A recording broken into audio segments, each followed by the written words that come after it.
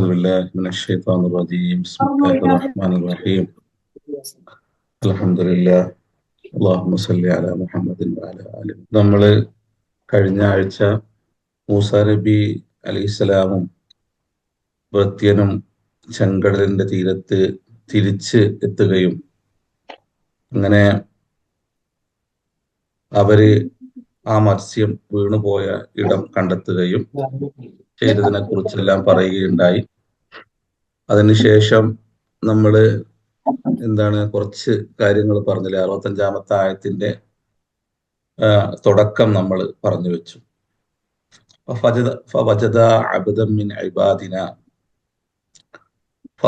അവർ രണ്ടുപേരും കണ്ടുമുട്ടി അബദം മിൻ ഇബാദിന, നമ്മുടെ ദാസന്മാരിൽപ്പെട്ട ഒരു ദാസനെ അവർ കണ്ടുമുട്ടി.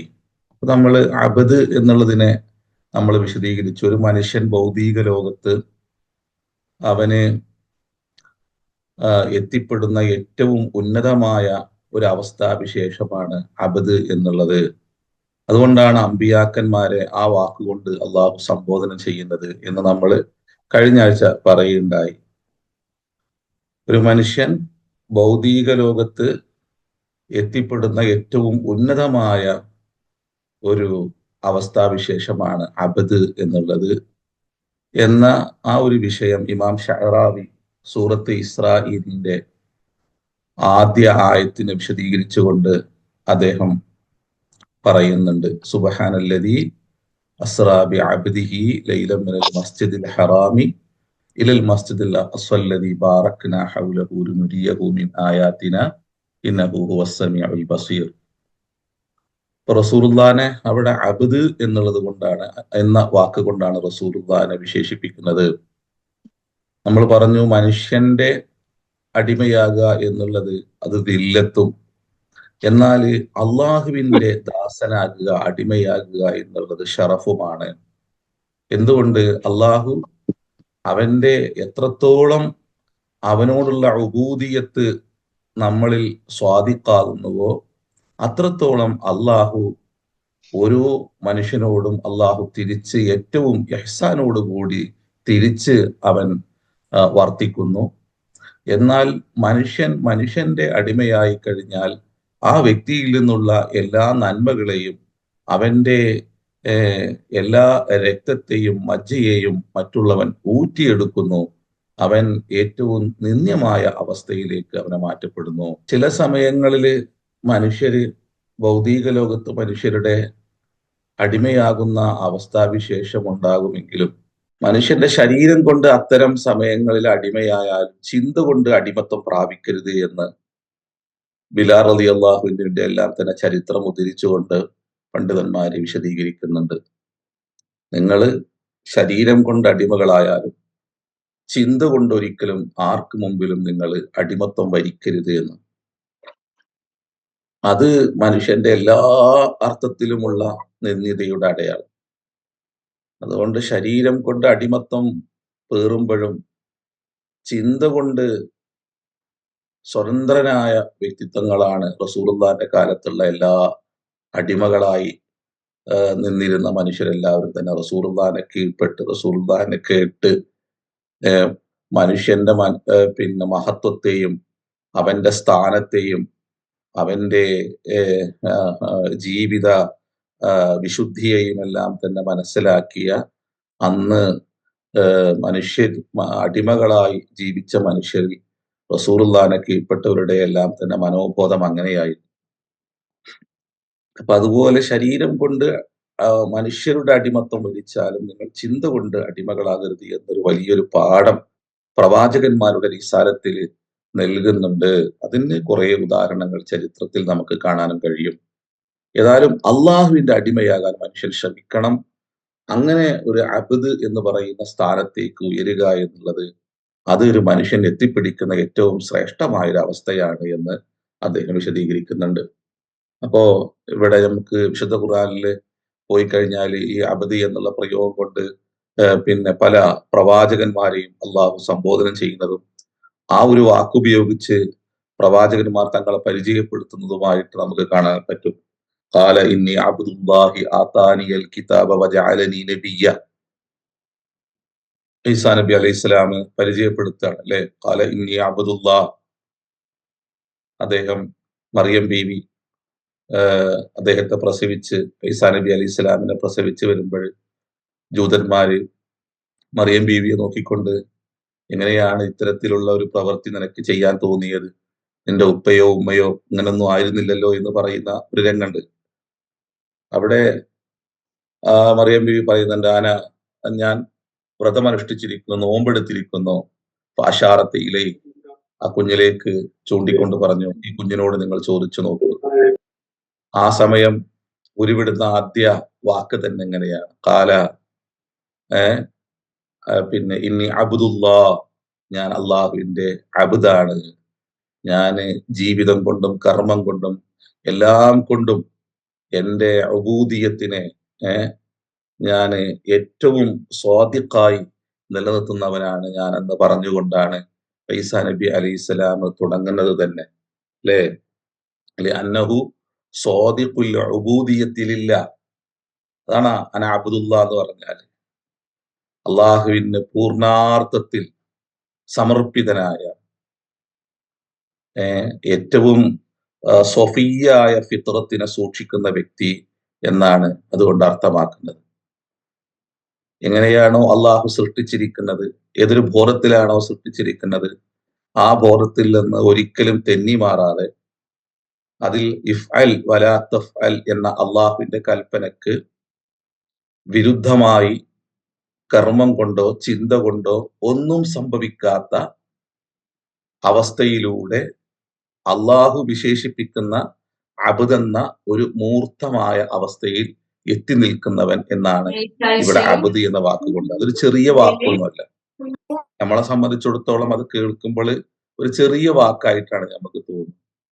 എന്നാൽ അള്ളാഹു ആ വാക്കിനെ പ്രയോഗിക്കുമ്പോൾ, അമ്പിയാക്കന്മാർ ആ വാക്കിനെ പ്രയോഗിക്കുമ്പോൾ, ചില വ്യക്തികളെ കുറിച്ച് അള്ളാഹു ആ വാക്ക് പറഞ്ഞു വെക്കുമ്പോൾ, അത് ആ മനുഷ്യന്റെ എല്ലാ വിശുദ്ധിയെയും, അള്ളാഹുവിനോടുള്ള പൂർണ്ണ അടിമത്വത്തെ, പൂർണ്ണ കീഴ്വണക്കത്തെ, അത് കർമ്മം കൊണ്ടും ചിന്ത കൊണ്ടുമെല്ലാം തന്നെ അള്ളാഹുവിന്റെ കൽപ്പനയിലുള്ള, അതുപോലെ തന്നെ അള്ളാഹുവിൽ നിന്നുള്ള ഇഫ്അൽ വലാ തഫ്അൽ എന്ന ആ കൽപ്പനാവൃത്തത്തിനുള്ളിൽ പൂർണ്ണമായി ഒതുങ്ങി ജീവിക്കുന്ന, അള്ളാഹുവിൽ നിന്നുള്ള തക്ലീഫിനെ പൂർണ്ണമായി വരിച്ച ഒരു വ്യക്തി എത്തിപ്പെടുന്ന ഒരു ജീവിതത്തിന്റെ വിശുദ്ധിയുടെ മൂർത്തമായ ഒരവസ്ഥാവിശേഷമാണ് അബ്ദ് എന്നുള്ളത്.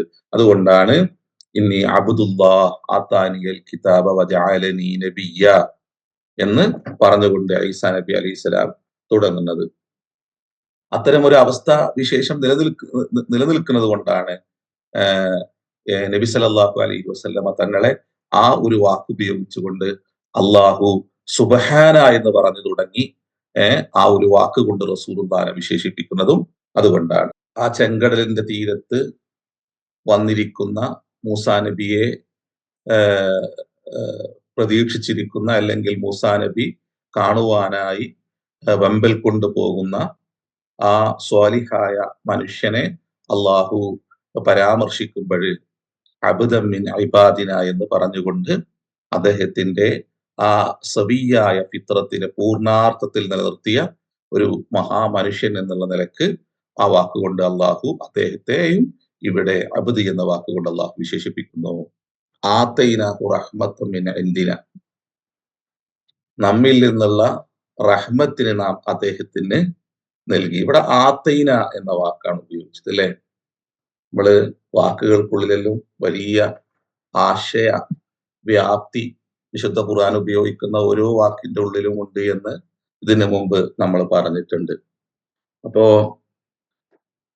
വിശുദ്ധ ഖുർആനില് ഇവിടെ രണ്ട് വാക്കാണ് കാര്യമായിട്ട് നമ്മൾക്ക് ശ്രദ്ധിക്കേണ്ടത്. ഒന്ന് ആതൈന എന്നുള്ളതും ആതൈനഹു റഹ്മത്തൻ മിൻ ഇൻദിന എന്നുള്ളതും. ഇവിടെ റഹ്മത്ത് എന്ന വാക്ക് കൊണ്ട്, റഹ്മത്ത് എന്ന വാക്കിന്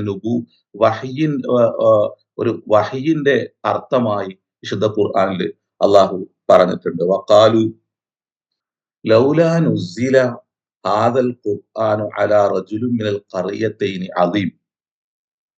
അല്ലെ, ഈ വേദം എന്തുകൊണ്ടാണ് ഏ ഈ രണ്ട് കറിയയിലുള്ള മഹൽ വ്യക്തിത്വങ്ങളിൽ ഇറങ്ങാതിരുന്നത് എന്ന് ചോദിക്കുന്ന സൂറത്ത് സുഹ്റുഫിലെ ഒരായത്തിൽ വഖാലു ലൗലാ നുസ്സില ഹാദൽ ഖുർആനു എന്നുള്ള ആ വാക്കുപയോഗിച്ച് മക്കയിലെ മുശ്രിക്കീങ്ങള് സംസാരിച്ചപ്പോഴ് അതിന് മറുപടിയായി അള്ളാഹു പറഞ്ഞു വെക്കുന്ന അതിന് തൊട്ടടുത്തുള്ള ആയത്തിൽ അഹും യുഖ്സിബൂന റഹ്മത്തല്ലാ എന്നാണ് പറയുന്നത്.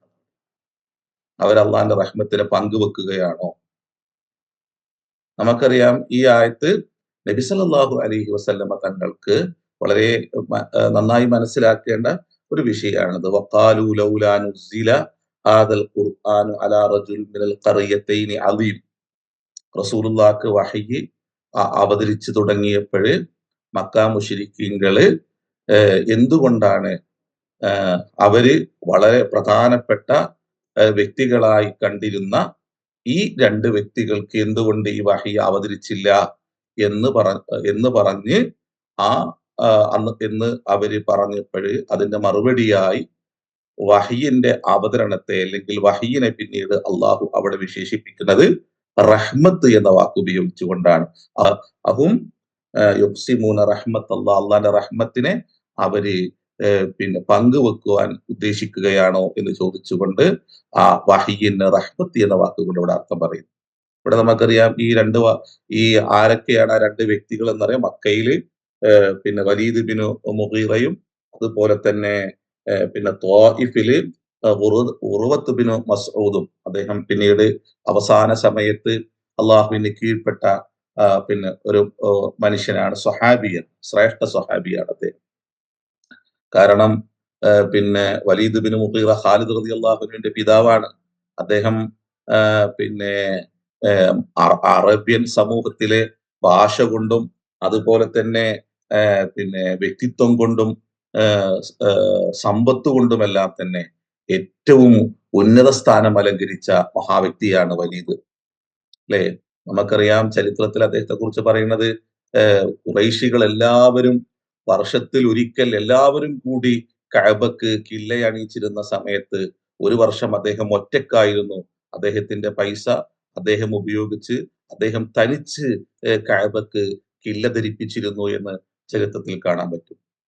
അതുപോലെ അന്ന് ഹജ്ജിന്റെ പിന്നെ കാലം വന്നു കഴിഞ്ഞാൽ എല്ലാ ദിവസവും 10 ഒട്ടകങ്ങളെ അറുത്തുകൊണ്ട് ഹാജിമാർക്ക് അന്ന് അദ്ദേഹം ഭക്ഷണം കഴിപ്പിച്ചിരുന്നു എന്നുള്ള ചരിത്രത്തിൽ കാണാൻ പറ്റും. അത്രയും വലിയ ധനാഢ്യനായിരുന്നു വലീദ് ബിൻ മുഗീറ. അതുപോലെ തന്നെ ഭാഷാ പാണ്ഡിത്യം, അറബി ഭാഷയിലുള്ള മികച്ച കഴിവ്, അതിന്റെ സാഹിത്യത്തിലുള്ള പിന്നെ അഗാധ പാണ്ഡിത്യമെല്ലാം തന്നെ അദ്ദേഹത്തെ ഖുറൈശികളിൽ ഏറ്റവും ശ്രദ്ധേയനാക്കി നിലനിർത്തിയിരുന്നു.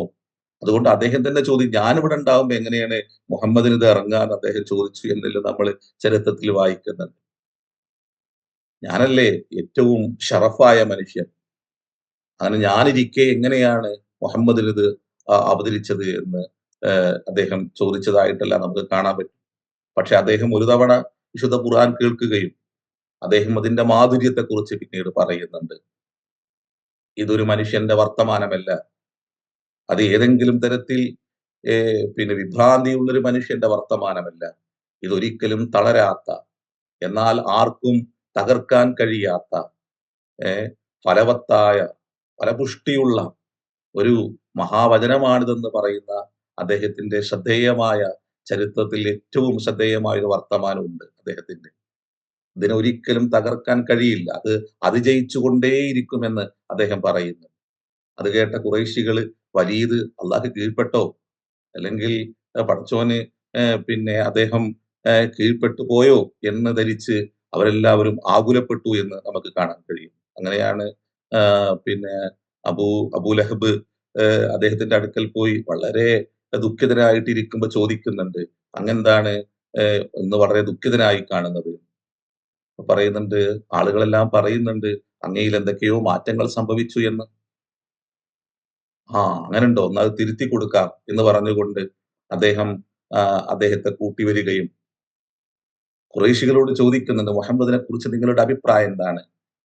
മുഹമ്മദ് കള്ളം പറയുന്നവരാണ്. പറയല്ല, ഞങ്ങൾക്കൊരിക്കലും അങ്ങനെ മുഹമ്മദ് കള്ളം പറയുന്നവനാണെന്നുള്ള ബോധ്യമില്ല. അദ്ദേഹം ഏതെങ്കിലും തരത്തിൽ മാരണം ചെയ്യുന്നവരാണ്. അതും ഒരിക്കലും ആഹ്, ആഹ്, നമുക്ക് പറയാൻ പറ്റൂല. കാരണം മുഹമ്മദ് ഒരിക്കലും അങ്ങനെ മാരണം ചെയ്യുന്നവനല്ല. അദ്ദേഹം കാഹിനാണോ? അങ്ങനെ ഓരോന്നോരോന്ന് ചോദിക്കുന്നുണ്ട്. അവസാനം ഖുറൈശികൾ തന്നെ പറയുന്നുണ്ട്, "അല്ല അതൊന്നുമല്ല, അതൊന്നുമല്ല, അതൊന്നുമല്ല മുഹമ്മദ്" എന്ന്. അങ്ങനെ അവസാനം പിന്നെ അദ്ദേഹത്തിനോട് തന്നെ ചോദിക്കുകയാണ്, "എന്നാൽ നിങ്ങൾ പറയൂ ഇനി ഇതിനെക്കുറിച്ച് എന്ത് പറയണം?" അപ്പൊ അദ്ദേഹം പറയാണ്, അദ്ദേഹം ഒരു കുടുംബങ്ങൾക്കിടയിൽ ഭിന്നിപ്പ് സൃഷ്ടിക്കുന്ന ഒരു സാഹിറാണ് എന്ന് നമുക്ക് പറയാം. അവിടെ എല്ലാവരും സന്തോഷിക്കുകയാണ് പിന്നെ. ഫഖുതില കൈഫ ഖദ്ദർ, സുമ്മ ഖുതില കൈഫ ഖദ്ദർ, സുമ്മ ബസർ, സുമ്മ അബസ വനളർ, സുമ്മ അദ്ബറ വസ്തക്ബർ, ഫഖാല ഇൻ ഹാദാ ഇല്ലാ സിഹ്റുൻ യുഅ്സർ, ഇൻ ഹാദാ ഇല്ലാ ഖൗലുൽ ബശർ, സഉസ്ലീഹി സഖർ. അദ്ദേഹത്തിന്റെ ആ സമയത്ത് ആ മനസ് അദ്ദേഹത്തിന്റെ ഉള്ള് സമ്മതിക്കാതെ ആ വാക്കുകൊണ്ടും അതുപോലെ തന്നെ അദ്ദേഹത്തിന്റെ ബോഡി ലാംഗ്വേജ് കൊണ്ടും ഖുർആനിലെ ഒരു കിതാബുണ്ട് ട്ടോ. പിന്നെ പിന്നെ എന്താണ് ഖുർആനിൽ ഏഹ്, ഏഹ്, അള്ളാഹു എങ്ങനെയാണ് മനുഷ്യന്റെ ബോഡി ലാംഗ്വേജ് എങ്ങനെയാണ് പിന്നെ അള്ളാഹു പറഞ്ഞു വെക്കുന്നത് എന്ന് വളരെ നല്ലൊരു ഒരു പുസ്തകമുണ്ട്, ഒരു കിതാബുണ്ട്. ലുഗത്തുൽ ജിസ്മ് എന്ന് പറഞ്ഞിട്ട് ഫിൽ ഖുർആൻ എന്ന് പറഞ്ഞൊരു കിതാബുണ്ട്. അതില് ഇങ്ങനത്തെ കുറേ ആയത്തുകൾ കൊണ്ടുവന്നിട്ട് മനുഷ്യൻ ചില സംഗതികളെ മറച്ചു വെച്ചുകൊണ്ട് എങ്ങനെയാണ് അവന്റെ ഏഹ്, നാവ് കൊണ്ടും അതുപോലെ തന്നെ അവന്റെ ബോഡിയിലൂടെയും ആ എക്സ്പ്രഷൻ എങ്ങനെ നടത്തുന്നത് എന്നുള്ളതിൽ പരാമർശിക്കുന്ന നല്ലൊരു ബൃഹത്തായ ഒരു പുസ്തകമുണ്ട്. അതിന്റെ ഓഥറെ പേര് ഞാൻ മറന്നുപോയി.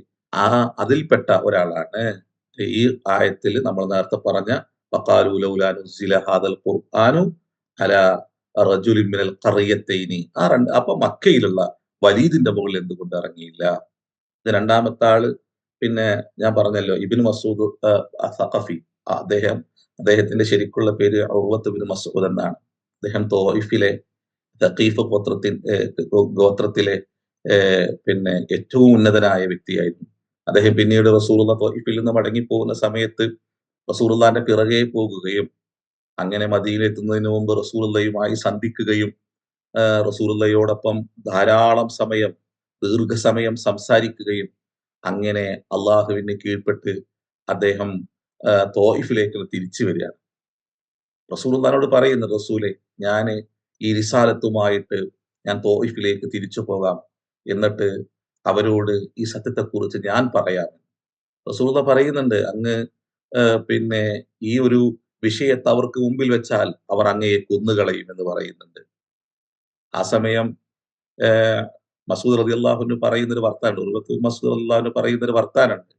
റസൂലെ അവരുടെ കൺമണി പോലെ നന്നായി പരിപാലിക്കുന്ന ഒരു വ്യക്തിത്വമാണ് ഞാൻ.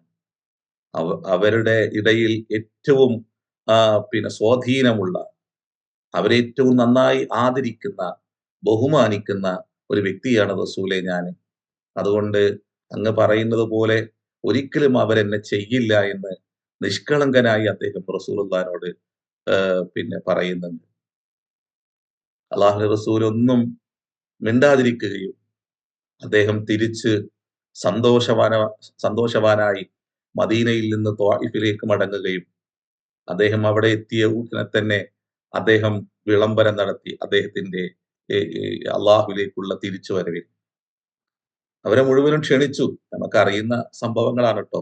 എന്നാലും ഞാന് ഈ പിന്നെ ഏഹ്, ഈ ആയത്തിനെ വിശദീകരിച്ചുകൊണ്ട് പിന്നെ ഒന്ന് നിങ്ങൾക്ക് ആ വിഷയം ഒന്നും കൂടി പറയാ എന്ന് മാത്രം. അദ്ദേഹം വിളംബരം നടത്തി, ആരും കേട്ടില്ല. അങ്ങനെ അവസാനം അദ്ദേഹം ഏതോ ഒരു സ്വലാത്തിന്റെ സമയമെത്തിയപ്പോഴും ഉറക്കെ അദ്ദേഹം സ്വലാത്ത് നിർവഹിക്കുവാനായി ആളുകളെ ക്ഷണിച്ചു. ആ സമയം സഖീഫ് ഗോത്രത്തിലെ ആളുകളെല്ലാം തന്നെ അവിടെ തടിച്ചുകൂടുകയും അവരുടെ കയ്യിലുള്ള അസ്ത്രം കൊണ്ട് അതിക്രൂരമായി അദ്ദേഹത്തിനെതിരെ അസ്ത്രം തൊടുത്തു വിടുകയും അദ്ദേഹം തൽക്ഷണം മരിച്ചു വീഴുകയും ചെയ്തു. അങ്ങനെയാണ് അദ്ദേഹത്തിന്റെ അന്ത്യം സംഭവിക്കുന്നത്. ധീരനായിരുന്നു അദ്ദേഹം. പക്ഷേ റസൂലുള്ള പറഞ്ഞതുപോലെ തന്നെ അങ്ങത് വെച്ചാൽ അങ്ങയെ അവർ കൊല്ലുമെന്ന് റസൂല് പറഞ്ഞതിനെ ഒരു നേരം പോലും അള്ളാഹുവിന് മുമ്പിൽ സുജൂദ് ചെയ്യാതെ അദ്ദേഹം രക്തസാക്ഷിയാകുകയും അങ്ങനെ ശ്രേഷ്ഠനായ ഒരു വ്യക്തിയായി അദ്ദേഹം ഭൂമിയിൽ നിന്ന് മടങ്ങിപ്പോവുകയും ചെയ്യുന്ന ആ ഒരു ചരിത്ര വസ്തുതകളെല്ലാം തന്നെ ചരിത്രന്മാർ പറയുന്നുണ്ട്. നമ്മൾക്ക് എല്ലാവർക്കും അറിയുന്ന ഒരു വിഷയമാണ്. ഏതായാലും ഇവിടെ വഹ്യിനെ റഹ്മത്ത് എന്ന വാക്കുകൊണ്ട് അള്ളാഹു വിശേഷിപ്പിക്കുന്നുണ്ട് എന്ന് പറയാനാണ് നമ്മൾ സൂറത്ത് സുഹ്റൂഫിലെ ഈ ആയത്ത് പരാമർശിച്ചതും അവിടെ ഈ രണ്ട് കറിയയിലുള്ള വ്യക്തിത്വങ്ങൾ എന്ന നിലക്ക് അവരെ രണ്ടുപേരെയും നമ്മൾ പരാമർശിച്ചത്. ആത്തൈനാഹു റഹ്മത്തൻ മിൻ ഇൻദിന, അവിടെ ആത്തൈന എന്നുള്ളത് അല്ലെ, ഈ പ്രയോഗം ഖുർആനില് അള്ളാഹു ലുഖ്മാൻ ലുഖ്മാൻ പ്രവാചകനല്ല എന്നുള്ള പിന്നെ വാദമാണ് അധികം മുഫസ്സിരീകൾക്കുള്ളത്. കാരണം അദ്ദേഹത്തിന്റെ മുമ്പിൽ പ്രവാചകത്വത്തെയും അതുപോലെ തന്നെ അദ്ദേഹത്തിന്റെ ഹിക്മത്ത്, ഒരു ഹക്കീമായ പിന്നെ അവസ്ഥയും സ്വീകരിക്കാൻ വേണ്ടിയിട്ട് രണ്ടിനെയും തെരഞ്ഞെടുക്കാനുള്ള അവസരം നൽകിയപ്പോൾ അദ്ദേഹം പാലിച്ചത് വേണ്ട, എനിക്കൊരു ഹക്കീമായാൽ മതി എന്ന് അദ്ദേഹം അള്ളാഹുവിനോട് പറഞ്ഞു എന്നെല്ലാം പറയുന്ന വ്യാഖ്യാനങ്ങളെല്ലാം കാണാൻ പറ്റും. അദ്ദേഹം പ്രവാചകനായിരുന്നില്ല. ഇമാം ഷാറാബി തന്നെ വിശദീകരിച്ചുകൊണ്ട് പറയുന്നുണ്ട്, അദ്ദേഹം ആഫ്രിക്കയിൽ വന്ന ഒരേ ഒരു ശ്രദ്ധേയനായ വ്യക്തിത്വമാണ്.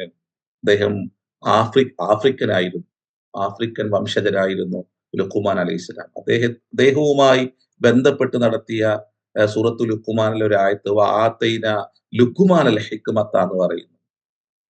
നാം ലുഖ്മാന് ഹിക്മത്ത് നൽകി. അവിടെ അബുൽ ഹസൻ അലി നദവി ഹിക്മത്ത് എന്നുള്ളതിനെ പിന്നെ സ്വഭാവശുദ്ധിയുടെ ഏറ്റവും നല്ല അവസ്ഥാവിശേഷം നൽകിയെന്ന് പിന്നെ ഇമാം അബുൽ ഹസൻ അലി നദവി ആയത്തിന് വിശദീകരിച്ചുകൊണ്ട് പറയുന്നുണ്ട്. അഖ്ലാഖ് എന്നാണ് അവിടെ അർത്ഥം എന്നെല്ലാം പറയുന്നുണ്ട്. ലുഖ്മാൻ എന്ന് പറയുന്ന അലൈഹി സ്വലാത്തു വസ്സലാം അദ്ദേഹത്തെ പരാമർശിക്കുന്നിടത്ത് അദ്ദേഹം അള്ളാഹു പറയുന്നത് ലുഖ്മാൻ അൽ ഹിക്മ, നാം ലുഖ്മാന് ഹിക്മത്ത് നൽകി. അപ്പോൾ ആത്തൈന എന്നുള്ള ഒരു പ്രയോഗം അള്ളാഹു നടത്തുന്നുണ്ട്. ഇവിടെ വഹ്യിനെ 5 തരത്തിലാണ് ഖുർആന് അതിന്റെ വ്യത്യസ്ത രൂപങ്ങൾ വിശദീകരിക്കുന്നത്. ആത്തൈന എന്ന് പറയുന്നതിലൂടെ അള്ളാഹു നേരിട്ട് സംവദിക്കുന്ന ഒരു അവസ്ഥാ വിശേഷമാണ് ആ വാക്കുകൊണ്ട് പിന്നെ സൂചിപ്പിക്കുന്നത് എന്നാണ് ഇമാം ഷഅറാബി വിശദീകരിക്കുന്നത്. വആതൈന റഹ്മത്തൻ മിൻ ഇൻദിന വഅല്ലംനാഹു മിൻ ലദുന്ന ഇൽമ. അപ്പോ ഇത്തിയാനി എന്ന് പറയുന്നത്, ഇൻദിയത്ത് എന്ന് പറയുന്നത്, അത് അള്ളാഹുവിൽ നിന്ന് നേരിട്ട് അള്ളാഹു തെരഞ്ഞെടുക്കുന്ന ചില വ്യക്തികൾക്കായി അള്ളാഹു സമ്മാനിക്കുന്ന ഒരു അവസ്ഥയാണ്. അതിന് നമ്മൾ നേരത്തെ പറഞ്ഞതുപോലെ പൂർണാർത്ഥത്തിൽ ഫിത്രത്തിൽ നിന്ന് വ്യതിചലിക്കാത്ത ഒരു അവസ്ഥ ആ വ്യക്തിയിൽ ഉണ്ടാവണം എന്നുള്ളതാണ്. ഇവിടെ നിങ്ങൾ നോക്കൂ, ആതൈനാഹു റഹ്മത്തൻ മിൻ ഇൻദിന, നമ്മിൽ നിന്നുള്ള റഹ്മത്തിന് നാം അദ്ദേഹത്തിന് നൽകി. വഅല്ലംനാഹു, നാം അദ്ദേഹത്തെ പഠിപ്പിച്ചു. മില്ലദുന്ന ഇൽമ, നമ്മിൽ നിന്നുള്ള ചില അറിവുകളെ പഠിപ്പിച്ചു. അപ്പൊ അമ്പിയാക്കന്മാര് ലദുന്നിയായ ഇൽമ എന്ന് പറഞ്ഞാല് അതിന്റെ ഇടയിൽ ഒരു വ്യക്തി ഉണ്ടാവൂല എന്നുള്ള, അത് ആ ഭൂമിയിൽ അള്ളാഹു തെരഞ്ഞെടുക്കുന്ന വ്യക്തികളും അള്ളാഹുവും തമ്മിലുള്ള, അവന്റെ ആ വ്യക്തിയുടെ സ്രഷ്ടാവും പ്രപഞ്ചത്തിന്റെ നാഥനും തമ്മിലുള്ള ഒരു ഇടപെടലായിരിക്കും, ഒരു സംഭാഷണമായിരിക്കും, സംഭാഷണ രീതിയായിരിക്കും ലദുന്നിയായി. വഹി എന്ന് പറയുന്നത് അത് ഒരു മലക്കിന്റെ സാന്നിധ്യത്തിൽ നൽകപ്പെടുന്ന, അല്ലെങ്കിൽ ഒരു മലക്കിലൂടെ നൽകപ്പെടുന്ന ഒന്നിനാണ് വഹി എന്ന് പറയുന്നത്. ലുഗവിയും ശറഈയുമായ 2 അർത്ഥം വഹിയുണ്ട്. വഹി എന്ന് പറഞ്ഞാൽ അത് എന്താണ്, ഒരു ഖഫിയായ, വളരെ പിന്നെ സ്വകാര്യതയിലുള്ള ഒരു സംഭാഷണ രീതിയാണ് വഹി എന്ന് പറയുന്നത്. അങ്ങനെയാണ് അതിന്റെ ലുഗവിയായ അർത്ഥം ഭാഷാ പണ്ഡിതന്മാർ പറഞ്ഞു പോകുന്നത്. എന്താണ് അത്? ഇഅ്ലാമുൻ ബിഖഫാഇൻ, വളരെ സ്വകാര്യമായി നൽകുന്ന ഒരു ഒരു ഇഅ്ലാമാണ് എന്ന് പിന്നെ അതിന്റെ വഹി എന്ന വാക്കിന്റെ ലുഗവിയായ അർത്ഥം അങ്ങനെയാണ് പണ്ഡിതന്മാർ പറയുന്നത്. എന്നാൽ ശറഈയായ അർത്ഥം അത് ഫഹുവ ഇഅ്ലാമുൻ മിനല്ലാഹി ലിറസൂലിഹി ഏ, ബി മൻഹജിഹി എന്നാണ് വഹ്യ് എന്ന വാക്കിൽ നിന്നുള്ള ഷർഈയായ അള്ളാഹു ഉദ്ദേശിക്കുന്ന അർത്ഥം അതാണ്. അതുകൊണ്ട് തന്നെ പല രൂപത്തിൽ വഹി എന്ന പ്രയോഗം നടത്തിക്കൊണ്ട് അള്ളാഹു പിന്നെ ആ വാക്കിനെ വ്യത്യസ്ത രൂപത്തിൽ വിശുദ്ധ ഖുർആനിൽ അവതരിപ്പിക്കുന്നുണ്ട്. അത് 5 തരത്തിലാണ് ആ വാക്കിനെ അള്ളാഹു ഉപയോഗിച്ചിട്ടുള്ളത്. അതായത് നമുക്കത് മറ്റൊരിടത്ത് നമുക്ക് ആ പിന്നെ രൂപങ്ങൾ ഏതൊക്കെയാണെന്ന് നമുക്ക് പറഞ്ഞു പോകാം. ഇൻഷാ അല്ലാഹ് ഇവിടെ നമുക്ക് നേരെ വിഷയത്തിലേക്ക് കടന്ന് ഇന്ന് നമുക്കിത് അവസാനിപ്പിക്കാം. അപ്പൊ ഇവിടെ പിന്നെ ആതൈനാഹു റഹ്മത്തൻ മിൻ ഇൻദിന, അദ്ദേഹത്തിന് നമ്മിൽ നിന്നുള്ള റഹ്മത്തിന് നാം നൽകി. വഅല്ലംനാഹു, നാം അദ്ദേഹത്തെ പഠിപ്പിച്ചു. മില്ലദുന്ന ഇൽമ, നമ്മിൽ നിന്നുള്ള പിന്നെ ലദുന്നിയായ ഇൽമ് നാം അദ്ദേഹത്തെ പഠിപ്പിക്കുകയും ചെയ്തു. അപ്പൊ ലദുന്നിയായ ഇൽമ് അമ്പിയാക്കന്മാരിലും പിന്നെ ശർഈയായ ഇൽമിന്റെ ഏറ്റവും ബൃഹത്തായ ഒരു ലോകത്ത് അവതരിപ്പിച്ചവരാണ്. എന്നാല് അവരുടെ കാലത്ത് തന്നെ ചില ആളുകളെ ഒരിക്കലും തെറ്റാത്ത നമ്മൾ പറഞ്ഞതുപോലെ ഒരു ഫിത്രിയായ അള്ളാഹു സൃഷ്ടിച്ച ഫിത്രത്തിന്റെ ആ ഭാവത്തിൽ നിന്നും ഫിത്രിയായ ഭാവത്തിൽ നിന്നും ഒരു നിലക്കും വ്യതിചലിക്കാതെ ഹറാമിന്റെ ഒരു പങ്കും പറ്റാതെ കാഴ്ച കൊണ്ടോ കേൾവി കൊണ്ടോ അല്ലെങ്കിൽ മറ്റെന്തെങ്കിലും കൊണ്ടോ ഹറാമ് സ്പർശിക്കാത്ത ഹലാല് മാത്രം പിന്നെ ജീവിതത്തിൽ പരിപാലിച്ചു പോകുന്ന അള്ളാഹു അവനെ മനസ്സിലാക്കുവാനും അവനെ ഉൾക്കൊള്ളുവാനും ഏത് രൂപത്തിലാണോ അള്ളാഹു ആവശ്യപ്പെടുന്നത് ആ ശുദ്ധമായ ഭാവത്തിൽ മാത്രം നിലനിന്നു പോകുന്ന ആളുകൾക്ക് അള്ളാഹു ഇത്തരത്തിലുള്ള ചില ഇൽമുകൾ നൽകും. അത് അള്ളാഹിന്റെ മാത്രം പ്രത്യേകതയിൽപ്പെട്ടതാണ്. ഉമർ റളിയല്ലാഹു അൻഹു ചില വിഷയങ്ങളെ കുറിച്ച് പറയുമ്പോൾ അതുമായി ബന്ധപ്പെട്ട ആയത്തുകൾ അവതരിച്ചിരുന്നു എന്ന് നമ്മൾ കേട്ടിട്ടില്ലേ? അപ്പൊ ഉമർ റളിയല്ലാഹുവിന് പിന്നീട് ഉള്ള ഉമർ റളിയല്ലാഹുവിന്റെ മാറ്റം അദ്ദേഹത്തിന്റെ പിന്നെ ഫിത്രത്തിന് ഒരിക്കലും വിരുദ്ധമായ ഒന്നിലും അദ്ദേഹം പിന്നീട് പിന്നെ പങ്കുകൊണ്ടിരുന്നില്ല എന്നുള്ളത് കൊണ്ടാണ് എന്നാണ് അതിനെല്ലാം വിശദീകരിച്ച് ഇമാം ഷഅറാബി പറയുന്നത്. അതുകൊണ്ടാണ് അദ്ദേഹം ചില കാര്യങ്ങൾ പറയുമ്പോൾ ഉടനെ തന്നെ അതുമായി ബന്ധപ്പെട്ട ഒരു വഹ്യ് തന്നെ അവതരിക്കുന്നത് എന്ന് പിന്നെ ഇമാം ഷഅറാബി അതിനെ വിശദീകരിച്ചുകൊണ്ട് പറയുന്നത്. അപ്പോ ഒരു വഹയിന്റെ ഒരു അവതരിക്കാൻ പോകുന്ന ഒന്നുമായി അദ്ദേഹത്തിന്റെ ശുദ്ധബോധം ആ ഒരു ചിന്തയെ പിന്നെ റസൂലുള്ളാഹിന്റെ മുമ്പിൽ വെക്കുമ്പോൾ അതുമായി ബന്ധപ്പെട്ട വിശാല അർത്ഥത്തിലുള്ള ചില സംഭവങ്ങൾ, ചില വിഷയങ്ങൾ ആ സമയത്ത് അങ്ങ് പിന്നെ അവതരിച്ചിരുന്നതെല്ലാം തന്നെ പിന്നീടുള്ള അദ്ദേഹത്തിന്റെ പൂർണ്ണ ശുദ്ധബോധത്തിലേക്കുള്ള മാറ്റം കൊണ്ടാണ്. അപ്പൊ ഇവിടെ പലതരത്തിലാണ് ഇത്തരം ലദുന്നിയായ ഇൽമിനെ അള്ളാഹു നൽകുക.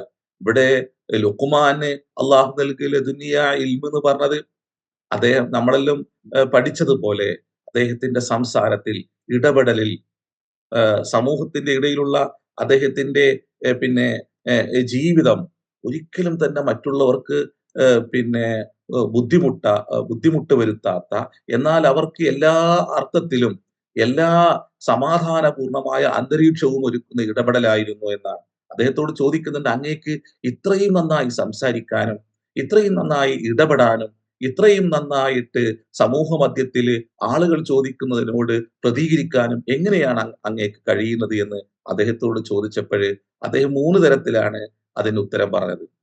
ഒന്ന്, ഇക്രാമി ഖദർ റബ്ബി, എന്റെ റബ്ബിന്റെ ഖദറിനെ ഞാൻ എല്ലാ അർത്ഥത്തിലും ആദരിക്കുന്നു എന്നുള്ളതാണ് എനിക്കിത് കിട്ടാനുള്ള ഉണ്ടായ കാരണം എന്നാണ്.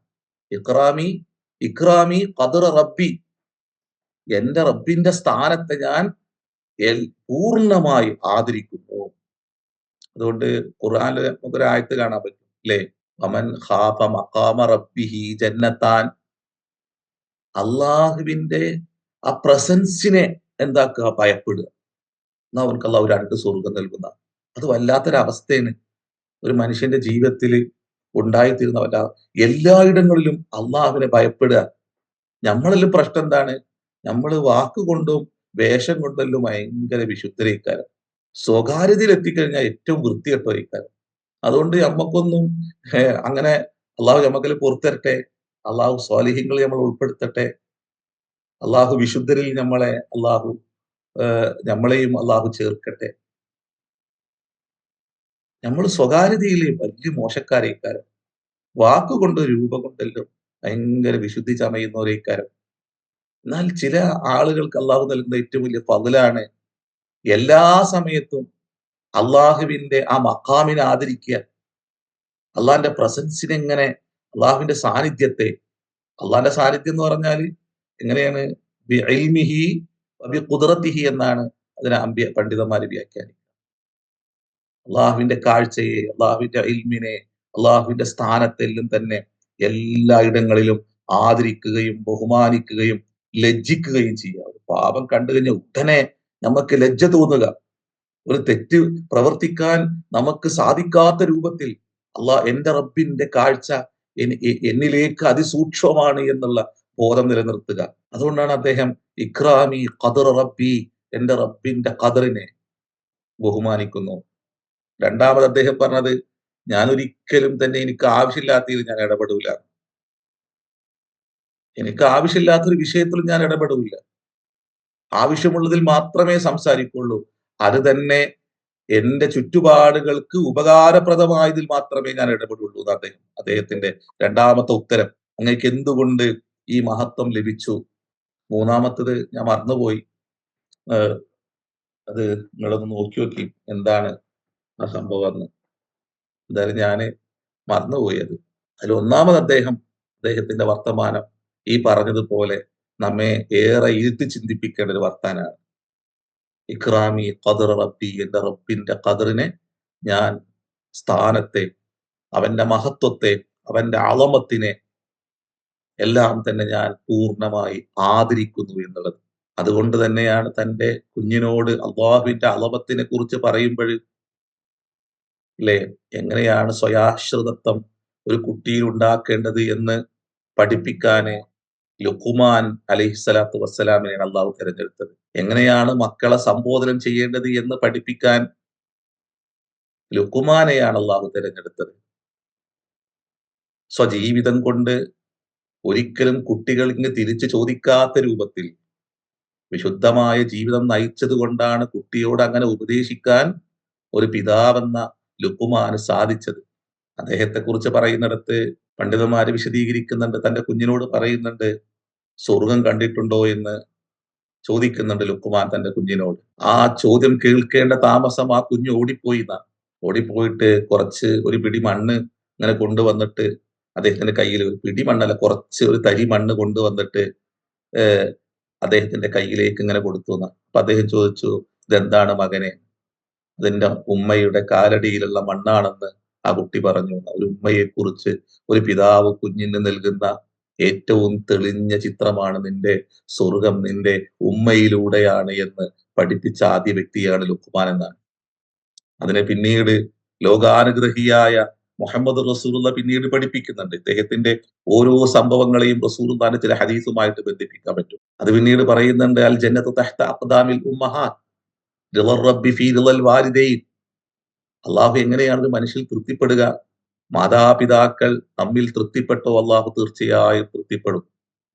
മാതാപിതാക്കൾ നമ്മിൽ കുപിതരായോ അള്ളാഹുവിന്റെ കോപം നമുക്ക് മുകളിൽ സംഭവിച്ചുകൊണ്ടേയിരിക്കും. നമ്മളിൽ ഇന്നത്തെ കാലത്ത് നന്നായി ശ്രദ്ധിച്ച് വായിച്ച് പഠിക്കേണ്ട, ശീലിക്കേണ്ട പാഠങ്ങളാണ് ഇതെല്ലാം തന്നെ. അതുകൊണ്ട് ഒരു കുഞ്ഞിനെ ഉപദേശിക്കുന്ന അല്ലെ, യാ ബുനയ്യ അഖ്മിസ്സലാത്ത, പൊന്നുമോനെ ബുനയ്യ എന്ന് വിളിച്ചുകൊണ്ട് സംസാരിക്കാൻ പഠിപ്പിച്ച ആ പഠന രീതിയെ ലോകത്തിന് മുമ്പിൽ പിന്നീട് അള്ളാഹു പരിചയപ്പെടുത്തി കൊടുക്കുകയാണ്. ഒരു കുട്ടിന്റെ മനസ്സെങ്ങനെയാണ് സമാധാനിക്കുക, എങ്ങനെ വിളിക്കുമ്പോഴാണ് ഒരു കുട്ടിന്റെ ചിന്ത ഉണരുക, ആ കുട്ടിന്റെ ഹൃദയം സന്തോഷ തുന്തിലമാകുക, അതെല്ലാം പഠിപ്പിക്കാൻ അള്ളാഹു ലുഖ്മാനെ കൊണ്ടുവരികയാണ് അലൈഹി സ്വലാത്തു വസ്സലാം. അല്ലെ, പിന്നെ സ്വയാശ്രത്വം ചെറുപ്പത്തിലേ കുട്ടികളിൽ ഉണ്ടാക്കാൻ എന്താണ്? നീ നന്മ കൽപ്പിക്കണം, തിന്മ തടയണം, ഇന്നദാലിക മിൻ അസ്മിൽ ഉമൂർ എന്ന് പറഞ്ഞുകൊണ്ട് ആ കുട്ടിയിൽ തന്നെ അതെല്ലാം തന്നെ അങ്ങ് വിട്ടുകൊടുക്കുകയാണ്. പുതിയ ലോകത്ത് അംർ ഖാലിദിന്റെ എല്ലാം മനോഹരമായ വ്യാഖ്യാനം ഉണ്ട് അദ്ദേഹത്തിന്. ഇതിനെല്ലാം നമ്മൾ ഇന്ന് എങ്ങനെയാണ് മനസ്സിലാക്കേണ്ടത്? നമ്മുടെ ചുറ്റുപാടിൽ നമ്മുടെ മക്കൾ എന്താണ്, ആ മക്കൾ അങ്ങനെ ആകാൻ കാരണം എന്താണ്, നമ്മളിലെ വൈകല്യം എന്തൊക്കെയാണ്? അദ്ദേഹത്തെ പറഞ്ഞുകൊണ്ട് ഉമർ ബിൻ അബ്ദുൽ അസീസ് റളിയല്ലാഹു അൻഹു ശ്രദ്ധേയമായ ഒരു വർത്താനുണ്ട്. നമ്മളുടെയും നമ്മളെ സമൂഹത്തിന്റെയും പ്രശ്നം എന്താന്ന് വെച്ചാല് നമ്മൾക്ക് ലഭിക്കുന്ന ഇൽമിനനുസരിച്ച് നമ്മൾ അമല് ചെയ്യുന്നില്ല എന്നുള്ളതാണ് നമ്മൾക്ക് മുകളിൽ അള്ളാഹുവിന്റെ കോപം സംഭവിക്കാനുള്ള കാരണമെന്നാണ് ഉമർ ബിൻ അബ്ദുൽ അസീസ് റളിയല്ലാഹു അൻഹു ഇദ്ദേഹത്തെ പറയുന്നിടത്ത് അദ്ദേഹം വ്യാഖ്യാനിക്കുന്നത്. കേൾക്കുന്നുണ്ട്, പറയുന്നുണ്ട്. പക്ഷെ അതൊന്നും അറിയുന്ന, ആർജിക്കുന്ന വിജ്ഞാനങ്ങൾക്കനുസരിച്ച് അത് അമല് ചെയ്യുന്നിടത്താണ് നമ്മളിൽ പരാജയപ്പെട്ടു പോകുന്നത്. അതാ ഞാൻ നേരത്തെ പറഞ്ഞത്, വാക്കുകൊണ്ടും വേഷം കൊണ്ടും രൂപം കൊണ്ടെല്ലാം വിശുദ്ധരാണ്. പക്ഷേ എന്തൊക്കെ ചുറ്റുപാടുകൾ നടക്കുന്നത്, എന്തൊക്കെ പറഞ്ഞുകൊണ്ടിരിക്കുന്നത്. നമ്മളാണെങ്കിലും നമ്മുടെ നായകന്മാരാണെങ്കിലും നായകന്മാരെന്ന് പറയുന്നവരാണെങ്കിലും എന്തൊക്കെയാണ് നടക്കുന്നത്. ആഖിറത്തെക്കുറിച്ചൊരു ബോധമില്ലാത്ത, ഇവിടെ എന്തൊക്കെയോ ഭൗതിക താല്പര്യങ്ങൾക്ക് വേണ്ടിയിട്ട് കുഴപ്പങ്ങളും ഫിത്നകളും ഇങ്ങനെ ഉണ്ടാക്കുന്ന മടക്കയാത്രയെ കുറിച്ചൊരു ബോധവുമില്ലാത്ത ലുക്മാനെല്ലാം എത്രമാത്രം ആഴത്തിൽ ഇന്ന് നമ്മൾ അദ്ദേഹത്തെ കുറിച്ചെല്ലാം പറയണം.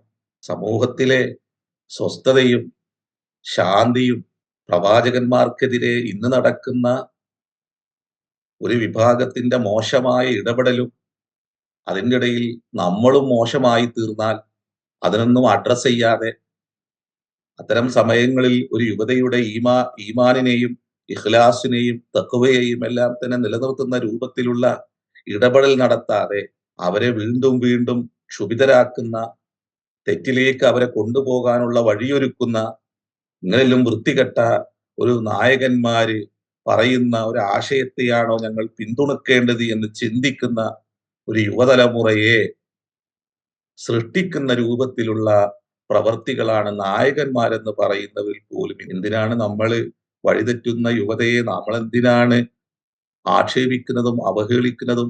എങ്ങനെയാണ് അവർ വഴിതെറ്റി പോവാതിരിക്കുക? എങ്ങനെയാണ് അവർ ഇതിനെല്ലാം തന്നെ ഒരു പുച്ഛമായ ഭാവേന നോക്കാതിരിക്കുക? അവർക്ക് ആരിൽ നിന്നാണ് നല്ല പാഠം ലഭിക്കുന്നത്? എവിടെ നോക്കിയാലും പ്രശ്നങ്ങൾ, എവിടെ നോക്കിയാലും വാഗ്വാദങ്ങൾ, എവിടെ നോക്കിയാലും തർക്കവും വിതർക്കവും. ഒരു നല്ല വർത്തമാനം, ഒരു നല്ല ഇടപെടൽ, നീതിക്ക് വേണ്ടി, ധർമ്മത്തിന് വേണ്ടി, സത്യത്തിന് വേണ്ടി, ചുറ്റുപാടിൽ ഒരു സമൂഹം അനുഭവിക്കുന്ന പ്രശ്നങ്ങളെ ചേർന്ന് നിന്നുകൊണ്ട് അതിനോട് നീതിക്ക് വേണ്ടിയുള്ള സംസാരം, ഇതൊന്നും ഇവരിൽ നിന്ന് ആരും കാണുന്നില്ല. ഇവരിൽ നിന്നൊന്നും തന്നെ ഈ ഒരു പുതിയ തലമുറ കാണുന്നില്ല. അതുപോലെ തന്നെ വാക്കിലും ജീവിതത്തിലുമുള്ള വിശുദ്ധി ഇവർക്ക് ദർശിക്കാൻ കഴിയുന്നില്ല. അതുകൊണ്ട് സംഭവിക്കുന്ന അപജയങ്ങളാണ് ഇന്ന് പുതിയ തലമുറകളിൽ നമ്മൾ കണ്ടുകൊണ്ടിരിക്കുന്നത്. നമ്മളിങ്ങനെ അവരെ കുറ്റം പറയും. അതുകൊണ്ടാണ് നമ്മളെ നാവിന് തഹ്‌സീർ ഉണ്ടായിരിക്കണം. തഹ്‌സീർ ഉണ്ടാകണമെങ്കിൽ പറയുന്ന വ്യക്തി വിശുദ്ധനായിരിക്കണം. നമ്മളിപ്പോ പറഞ്ഞില്ലേ, നല്ല ശുദ്ധമായ പ്രകൃതത്തെ ഉയർത്തിപ്പിടിക്കുന്നവനായിരിക്കണം. ചാഞ്ചല്യമില്ലാത്ത, ചാഞ്ചാട്ടമില്ലാത്ത ചിന്ത കൊണ്ടും അതുപോലെ തന്നെ കർമ്മം കൊണ്ടും ഏറ്റവും വിശുദ്ധമായ അവസ്ഥയിൽ ഹറാമിന്റെ അംശം പേറാത്ത, തെറ്റിനെ കുറിച്ച് ആലോചിക്കാത്ത, ഭൗതികമായ ലാഭ നേട്ടങ്ങളെ കുറിച്ച് മാത്രം ചിന്തിക്കുന്ന ഒരു സമൂഹം, ഇതിന് വിരുദ്ധമായ ഒരു സമൂഹം നായകന്മാരുണ്ടായപ്പോൾ ഉള്ള ഒരു സാമൂഹിക പ്രശ്നങ്ങളാണെന്ന് നമ്മളിൽ നേരിടുന്നത്. അല്ലെങ്കിൽ അവരെല്ലാം അംഗീകരിക്കുന്ന, കേൾക്കുന്ന നല്ലൊരു തലമുറ രൂപപ്പെടുമായിരുന്നു. പക്ഷെ അത് എന്തുകൊണ്ടോ സംഭവിക്കാതെ പോകുന്നു. അതിന് അടിസ്ഥാന കാരണം നമ്മുടെ മടക്കയാത്രയെ കുറിച്ചുള്ള ബോധമില്ലായ്മയാണ്. അല്ലെ? യാ അയ്യുഹല്ലദീന ആമനു ഇൻ തത്തഖുല്ലാഹ യജ്അൽ ലക്കും ഫുർഖാന. ഇമാം ഷഅറാവി ഈ സ്വാലിഹായ മനുഷ്യനെ കുറിച്ചും ആ പറയുന്നിടത്ത് ലുക്മാനെ കുറിച്ച് പറയുന്നുണ്ട് അലൈഹി സ്വലാത്തു വസ്സലാം. അങ്ങനെ ഈ രണ്ടായത്തിന് അദ്ദേഹം കൊണ്ടുവരുന്നത് യാ അയ്യുഹല്ലദീന ആമനു ഇൻ തത്തഖുല്ലാഹ യജ്അൽ ലക്കും ഫുർഖാന.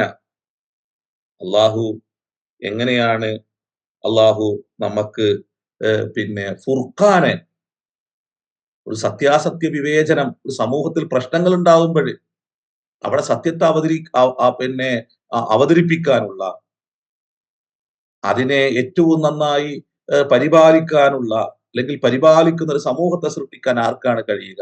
ആമനു യാ അയ്യുഹല്ലദീന ആമനു എന്ന് വിളിച്ചിട്ടാണ് അള്ളാഹു വീണ്ടും ഇൻ തത്തഖുല്ലാഹ്, നിങ്ങൾ അള്ളാഹനെ സൂക്ഷിക്കുകയാണെങ്കിൽ. നമ്മൾ തഖ്വ എന്ന് പറയുന്നതിനെ നമ്മൾ മുമ്പ് പറഞ്ഞിട്ടുണ്ട് അല്ലെ?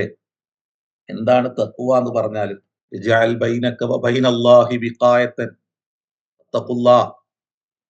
വത്തഖുന്നാറ എന്ന് പറയുന്നത് പോലെ തന്നെ വത്തഖുല്ലാ എന്ന് പറയും. വത്തഖുന്നാറ എന്ന് പറഞ്ഞാൽ ഇജ്അൽ ബൈനക വ ബൈനന്നാരി വിഖായത്തൻ, നരകത്തിനും നിനക്കുമിടയിൽ നീ ഒരു ഭിത്തി നിർമ്മിക്കണം. ഒരിക്കലും നിന്നെ അത് സ്പർശിക്കാത്ത രൂപത്തിലുള്ള, അഥവാ അതിലേക്ക് പോകാൻ കാരണമാകുന്ന ഏതേത് വിഷയങ്ങളുണ്ടോ അതിൽ നിന്നെല്ലാം പൂർണ്ണമായി അകന്നു നിൽക്കുന്ന ഒരു ജീവിത അവസ്ഥ നിന്നിൽ ഉണ്ടാവണം. പിന്നെ അള്ളാഹുവിന്റെ കോപം നിന്നിൽ സംഭവിക്കാതിരിക്കാനുള്ള ഒരു ജീവിതാവസ്ഥയും നീ സൃഷ്ടിക്കണം. വജഅൽ ബൈനക വ ബൈനല്ലാഹി വിഖായത്തൻ. അതുകൊണ്ടാണ് ഈ അഖീദയുടെ പണ്ഡിതന്മാരെല്ലാം തൗഹീദിനെ വിശദീകരിക്കുമ്പോൾ അള്ളാഹുവിന്റെ അസ്മാ സിഫാത്തിലെ തൗഹീദിനെ കുറിച്ച് കൊണ്ട് പോലും പറഞ്ഞു പോകുന്നത്, അതിനെക്കുറിച്ചുകൂടി പറഞ്ഞു പോകുന്നത് അതുകൊണ്ടാണ്. അള്ളാഹിന്റെ നാമങ്ങളെ, അള്ളാഹിന്റെ സിഫത്തുകൾ നന്നായിട്ട് മനസ്സിലാക്കണം. അള്ളാഹു എങ്ങനെയൊക്കെയാണ് എന്നിൽ ഇടപെടുന്നത്, അള്ളാഹുവിന്റെ ഓരോ നാമവും എങ്ങനെയാണ് എന്നിൽ ബന്ധപ്പെടുന്നത്, അത് നന്നായി പഠിക്കണം എന്ന് പറയുന്നത് അതുകൊണ്ടാണ്. വല്ലദീന ഇഹ്തദൗ സാദഹും ഹുദാ വ ആതാഹും തഖ്വാഹും. ഇങ്ങനെ എങ്ങനെയൊക്കെയാണ് തഖ്വ ലഭിക്കുക, എങ്ങനെയാണ് ഹിദായത്തിന്റെ ഒരു പൂർണ്ണാവസ്ഥ നമ്മളിൽ ഉണ്ടാകുക, ഇതെല്ലാം അള്ളാഹു പറഞ്ഞു തരുന്നുണ്ട്. അപ്പോ ഈ രണ്ട് വ്യക്തിത്വങ്ങള് വിശുദ്ധ ഖുർആന് ഈ മൂസാ നബി അലൈഹിസ്സലാം കണ്ടുമുട്ടിയ ഈ മഹാമനുഷ്യൻ, സ്വാലിഹായ മനുഷ്യൻ, നമ്മൾ അദ്ദേഹത്തെ ഖിളിർ നബി എന്ന് പറയുന്നു. അതുപോലെ തന്നെ നമ്മളിപ്പോ ഇവിടെ പരാമർശിച്ച ലുഖ്മാൻ, ഇവർക്കെല്ലാം അള്ളാഹു ഇത്തരത്തിലുള്ള ചില പിന്നെ ഗുണങ്ങൾ, ചില പ്രത്യേകതകൾ അവർക്ക് നൽകിയത് അവരുടെ ജീവിത വിശുദ്ധി കൊണ്ടായിരുന്നു എന്ന് ഈ ആയത്തിനെല്ലാം മുമ്പിൽ വെച്ചുകൊണ്ട് ഇമാം ഷഅറാബിയുടെ വ്യാഖ്യാനമാണ് നമ്മൾ ഇതുവരെ പറഞ്ഞു പോയത്. അതുമായി നമ്മുടെ ചില ജീവിത സാഹചര്യങ്ങളെ കൂടി നമ്മൾ ബന്ധിപ്പിച്ചു. ഇതെല്ലാം അള്ളാഹു നമ്മളെ അനുഗ്രഹിക്കട്ടെ. വഅല്ലംനാഹു മിൻ ലദുന്നാ ഇൽമ, നാം അവർക്ക് ലദുന്നിയായ ഇൽമ നൽകി. ഈ വാക്കിൽ നമ്മൾ പഠിക്കുക. അള്ളാഹു നമ്മളെ എല്ലാം അനുഗ്രഹിക്കട്ടെ, അള്ളാഹു ഖൈറിലാക്കട്ടെ, ഇൽമും ഹിക്മത്തും ബസീറത്തും നൽകട്ടെ. നമ്മുടെ ചുറ്റുപാടില് നമ്മിലൂടെ നന്മ ലഭിക്കുന്ന ഒരു തലമുറകളാക്കി നമ്മുടെ തലമുറകളിൽ അള്ളാഹു മാറ്റട്ടെ. നമ്മുടെ പിന്നിൽ വരുന്നവർക്ക് ഹിദായത്ത് ലഭിക്കുന്ന, ബസീറത്ത് ലഭിക്കുന്ന, ഫഹ്മ് ലഭിക്കുന്ന, നല്ല ചിന്ത ലഭിക്കുന്ന, അമ്പിയാക്കന്മാരുമായി ചേർന്ന് നിൽക്കാൻ അവരെ ശക്തിപ്പെടുത്തുന്ന രൂപത്തിലുള്ള ഏറ്റവും നല്ല ജീവിതം അവർക്ക് മുമ്പിൽ അവതരിപ്പിക്കാനും, നല്ല ചിന്തകളെ അവരിലേക്ക് പങ്കുവെക്കുവാനും, അവരുടെ ഈമാനെയും അവരുടെ ഇഖ്ലാസിനെയും നന്നായി പരിപാലിക്കാൻ പാകത്തിലുള്ള ജീവിതത്തെയും അവതരിപ്പിക്കാൻ നമുക്കെല്ലാം അള്ളാഹു എല്ലാ ശക്തിയും എല്ലാ ഇൽമും നൽകി അള്ളാഹു അനുഗ്രഹിക്കട്ടെ.